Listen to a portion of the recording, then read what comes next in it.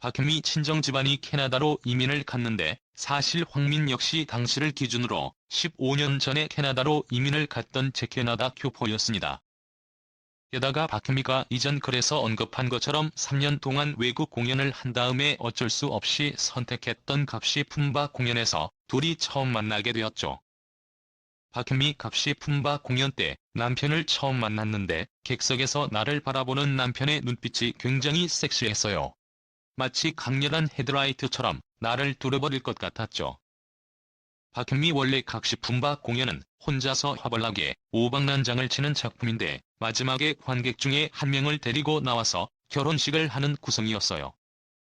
황민 원래 부모님이 자식 교육을 위하여 캐나다 이민을 결정하셨어요. 그래서 캐나다에서 살고 있다가 15년 만에 할아버지 할머니를 보기 위하여 한국으로 왔어요. UCLA에서 의대를 다니다가 캐나다에서 화공학을 전공. 황민 한국에서는 함께 놀 친구도 없어서 심심했는데 누군가 품바 공연이 재미있다고 하는 거예요.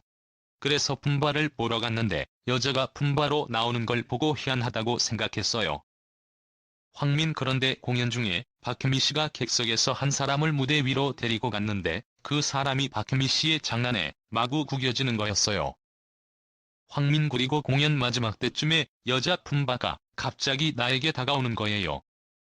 난 절대 나가고 싶지 않아서 머리를 푹 숙이고 있는데 갑자기 여자 품바가 제 손을 잡고는 무대 위로 끌고 갔어요. 황민 결국 얼떨결에 무대 위에서 여자 품바와 결혼을 하게 되었죠. 결국 공연이 끝난 다음에 두 사람은 개인적으로 이야기를 나누게 되는데 황민의 집과 캐나다로 이민 간 박현미의 친정 집안이 캐나다 밴쿠버에서 불과 5블럭밖에 서로 떨어져 있지 않다는 것을 알고 신기해하기도 합니다. 아무튼 황민은 처음에 시작된 호감으로 박현미의 연락처를 얻었고 일주일 후에 박현미에게 전화를 겁니다. 박현미 지금 공연이 끝난 다음에 여자 5명이서 양평에서 좀 파티를 하고 있으니까 오고 싶으면 와요. 황민 전 당시 양평이 어딘지도 몰랐기에 차를 몰고 물어물어 결국 찾아갔어요. 그리고 이틀 동안 5명의 여자들의 심부름도 하고 운전기사 노릇을 했죠. 황민 둘째 날 에버랜드에 갔어요. 음악이 나오는데 갑자기 아내가 춤을 추기 시작하는 거예요. 이 행들은 창피하다고 말리는데 아내는 스스로의 홍에 겨워서 자신의 춤에 푹 빠져 있더군요. 황민 그런 아내의 모습이 참 좋았어요. 사실 그전까지 백인 여자친구만 사귀었어요. 한국 여자들은 좀 고리타분하다는 선입견이 있었거든요. 그런데 아내의 즉석춤, 주변 사람들의 시선을 아랑곳하지 않는 모습을 보고는 한눈에 반하게 되었죠. 황민 사실 한국 여자의 고리타분한 모습이 싫었어요. 너무나 헌신적인 어머니의 모습도 부담스러웠고 드라마나 영화에서 나오는 한국 여자들의 모습도 너무 남자를 간섭하는 것 같았어요. 그래서 그동안 백인 여자친구들만 있었고 한국 여자는 한 번도 사귀어보지 않았어요. 결국 황민이 박현미에 대한 호감을 적극적으로 표현하지만 박현미는 황민의 나이를 알게 되고서는 오히려 소극적으로 변합니다. 8살이라는 나이 차이가 너무 컸기 때문이죠. 박현미 사실 그때까지 난 어린애는 남자로 안 봤어요. 나이 든 사람을 좋아했거든요. 박현미 남편으로부터 느낌이 왔는데 알고 보니 너무 어리더라고요. 그때 내 나이가 31살이었고 남편 나이가 23살이었으니 한창 풋풋할 때였어요. 박현미 결국 남편을 데리고 KBS 방송국의 어민란쇼에 갔어요. 남편을 방청석에 앉혀놓고 전 게스트로 출연해서 제 과거 이혼 이야기를 했어요. 황민 그때 아내의 나이도 처음 알게 되었어요. 결국 황민은 비자 문제로 다시 캐나다로 되돌아가게 되는데 불과 일주일 만에 박현미를 보러 다시 한국으로 돌아오게 됩니다. 박현미 그가 캐나다로 돌아간 지 일주일 만에 짐을 싸들고 저를 찾아온 거예요. 과거에 한 차례 이혼의 아픔을 겪었기에 남편과의 만남이 조심스러웠어요. 그래서 내가 젊은 여자 후배들을 소개시켜주기도 했죠. 박현미 그래도 남편은 절 심하게 쫓아다니고 객기를 부리는 거예요. 그래서 경찰에 신고를 해서 유치장에 넣기도 했어요.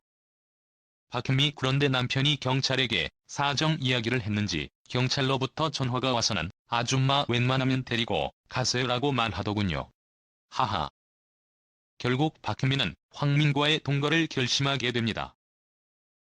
이 남편에게 불같이 끌려 동거를 시작했는데 그러면서도 이러다 끝나겠지. 이러다 끝나고 그는 다시 캐나다로 되돌아가게 되어도 별다른 혼란은 없을 거야. 라는 생각도 했어요. 결국 두 사람은 함께 살게 되었지만 두 가지 큰 문제가 있었습니다. 첫 번째는 황민과의 사랑을 믿지 않은 박혜미가 임신을 결사코 하지 않았다는 것. 두 번째, 황민의 집안에서 8살 연상이었던 박혜미와의 결혼을 결사적으로 반대했다는 점이었습니다. 황민 난 정식으로 결혼도 하고 아이도 낳고 싶었는데 아내는 절대 반대였어요. 난 배우다, 아직 일을 해야 한다. 그래서 아기를 가질 수 없다. 라고 했어요. 아마 박혜미가 이런 변명을 댄 것 같네요. 하지만 두 사람이 함께 동거한 지 5에서 6년 만에 비로소 박혜미가 임신을 하게 됩니다. 이때쯤 되어서는 황민을 믿는 마음이 많이 생긴 모양이네요. 황민 2000년 초였어요. 제가 외국 맥주회사에 다닐 때였는데 갑자기 아내가 임신 소식을 알렸어요. 아, 나를 위해서 드디어 아기를 가져줬구나라는 생각에 얼마나 감격했는지. 하지만 정식 혼인 신고를 하려고 했지만 황민의 집안에서 이를 반대합니다. 8살 연상의 이혼 여와의 결혼이니 대다수의 부모들이 반대할 것 같네요. 황민 아내와 동거하는 동안 한동안 캐나다의 부모와 의절하고 지낼 수밖에 없었어요. 황민 아들이 태어난 다음에 캐나다로 전화를 걸었어요. 아들을 낳았습니다. 이름을 지어주십시오. 라고 했더니 너무 놀라셨는지 아무런 말씀도 하지 않으셨어요. 그래서 할 수 없이 전화를 끊었어요. 황민 그런데 2시간 후에 아버지가 전화를 하셨어요. 넌 이놈아. 의절을. 라고 호통을 치시길래 다시 전화를 끊으려고 했는데 아버지께서 전화는 끊어도 아이 이름은 성재라고 하고 영어 이름은 리차드라고 해라. 라고 하셨어요. 결국 부모님께서 우리 부부를 받아들여 주신 것이죠. 이렇게 해서 박혜민은 둘째 아들 황성재를 낳게 됩니다. 사실 황민과의 재혼 후에도 박혜민은 한동안 생활고에 시달립니다. 황민 직업도 변변찮았고 박혜미가 임신 때문에 한동안 무대에 서지 못했기 때문이었죠. 황민 처음에 캐나다에서 가져온 돈이 바닥난 다음에는 등학교 동창의 아버지가 운영하는 주류통 회사에서 일을 했어요. 황민 2000년 초였어요. 제가 외국 맥주회사에 다닐 때였죠. 황민 아내가 임신 6개월 때민 형사 사건이 연달아 터졌을 때는 전 삼촌 회사 일을 도와주며 아르바이트 자리를 찾았어요. 황민이 무능하기는 했지만 그래도 임신한 아내를 위하여 최선을 다했네요. 박혜미 2000년대 초반에 남편이 회사에서 해고된 후 경제적으로 무척 어려웠었다. 그때 남편이 자기 신장을 팔 생각을 하고 있었다. 나중에 나에게 전화해서는 울면서 하긴 해야겠는데 무섭다라고 하더라. 나중에 황민이 아내와 함께 뮤지컬 제작자 겸 배우로도 활동을 하게 되는데 순전히 박혜미의 힘이 크게 작용합니다. 박혜미 사람들은 제가 많은 상대와 쉽게 키스할 수 있을 것처럼 생겼다고 하지만 실제로는 그렇지 않아요. 그동안 입맞추는 신에서 한 번도 제대로 맞춘 적이 없어요. 피치 못할 때는 살짝 피해 입술 옆이나 볼에다가 했죠. 그런데 2010년 무대에서는 제작진의 배려로 황민이 박혜미의 예션인 역할로 출연했고 두 사람은 무대 위에서 격렬한 키스를 나누게 됩니다. 또 박혜미가 둘째 아들을 임신했을 때 발생한 민, 형사 사건이란 무엇일까요? 박혜미 2000년대 초반에 나름대로 뮤지컬 제작도 하고 기획도 해보고 싶었는데 그게 잘못되었다. 생각외로 돈이 많이 들어갔고 능력 부족으로 몇 억 빚만 지고 망해버렸다. 박혜미 게다가 저희 연극 스태프 중 한 사람이 사기를 쳐서 내가 법정 구속을 당할 위기에 몰렸다. 박혜미 창작 뮤지컬에 많은 돈을 들였는데 여러 문제가 겹치면서 잘 안됐다. 그래도 열심히 한 스태프들 돈은 챙겨줘야 하지 않나. 끝나고 나니 나한테 남은 것은 마이너스 5억 원이었다. 결국 박혜미는 임신 6개월의 몸으로 검찰청에 출두해서 조사를 받게 됩니다. 나중에 무혐의로 밝혀지기는 했지만 가난했던 두 사람에게는 엎친 데 덮친 격이었죠. 그렇다면 두 사람은 어떻게 이 위기를 극복할 수 있었을까요? 위에서 언급한 것처럼 황민은 아르바이트 자리라도 찾아서 일을 하려고 했고, 박현미 역시 개인 레슨을 하면서 생활비를 벌게 됩니다. 그러다가 박현미가 마마미아에 출연하면서 인지도를 얻게 되었고, 임성한의 하늘이시여에 출연하면서 대박을 터뜨리게 되었죠.